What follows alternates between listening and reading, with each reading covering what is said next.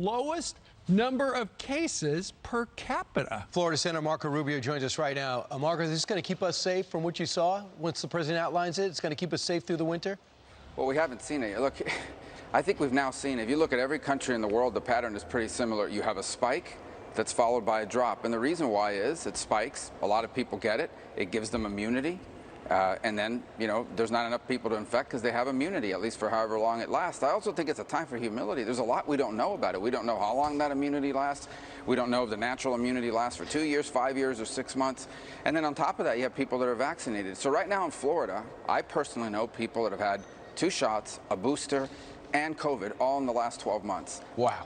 I'm not an expert, but I would tell you, based on what the experts say, that the chances of those people getting COVID anytime soon is not high. And then so you look at that and you say, of course, the numbers have dropped. And so now they're going to surge in places that didn't have a spike earlier. And virtually every country in the world, I mean, New Zealand, right, you can shut down the whole country because of one case.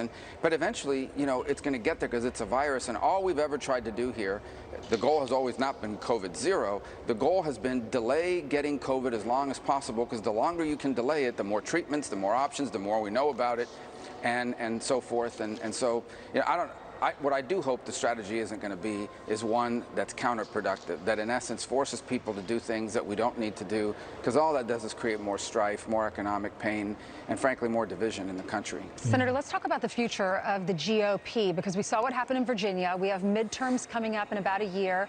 The former president, President Trump, was on with us. We're waiting to find out if he's going to run again in 3 years. So let's talk about the future of that, because I know you're teaming up with Tim Scott and Ashley Hinson and Young Kim to build a more diverse GOP.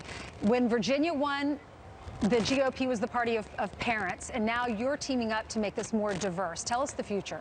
Yeah, so there's 2 ways to, have a party that reflects the country. One is to go out and create, specific policies for individual communities, as if somehow they're not also parents, they're not also spouses, they're not also business owners, and they're not also Americans. And the other is to take a message that people by and large share and just make sure everyone's hearing it. And that's the approach that we're taking. The bottom line is this: if you look at the issues about small business, if you look at the issues about cultural issues about our country, about how we define our history, what we teach our children, what role parents should play in school, what kind of economy we need to have, there really is no distinction between Hispanic Americans, for example, and the rest of the country. They have the same aspirations for their children, they have the same hopes for our country, and in many cases you will find that people that were born somewhere else, that know what life is like in other countries, they don't have time for silly talk about how terrible America is. They know what terrible looks like, and this ain't it. And so I think sometimes you find that people that are citizens by choice of the United States, in many cases, end up loving this country more than someone who was born and raised here their whole life, because they know what life is like in other places. Yeah.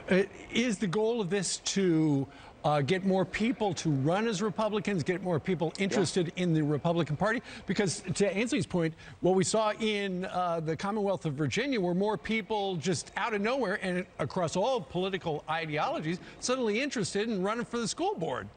Yeah, I mean, across the board. I mean, you now have a lieutenant governor in Virginia who's an African-American immigrant woman. You have an attorney general who's a Cuban-American. But again, what I would say to you is we want our voters to reflect the country, and we want our candidates to reflect our voters. And that really is what this is about. We want to make sure that if there are people out there that are thinking about running, but perhaps haven't run in the past because they say, well, no one with a last name like mine has ever been elected, that they're choosing not to enter public service because of that.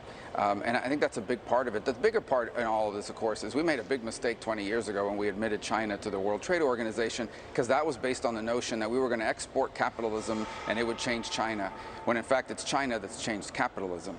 And so today, we have American corporations who, in order to make billions of dollars, have no problem using slaves in China, have no problem sending factories over there and jobs over there. And I think that's a position, and that's something that Republicans need to point to. We need to have a capitalism, not socialism, but it has to be a capitalism that's good for Americans. Real quick, Senator, you also said you got to steer back to the blue-collar worker when it comes to Republicans. Stop kissing up the corporations. These CEOs don't like you anyway.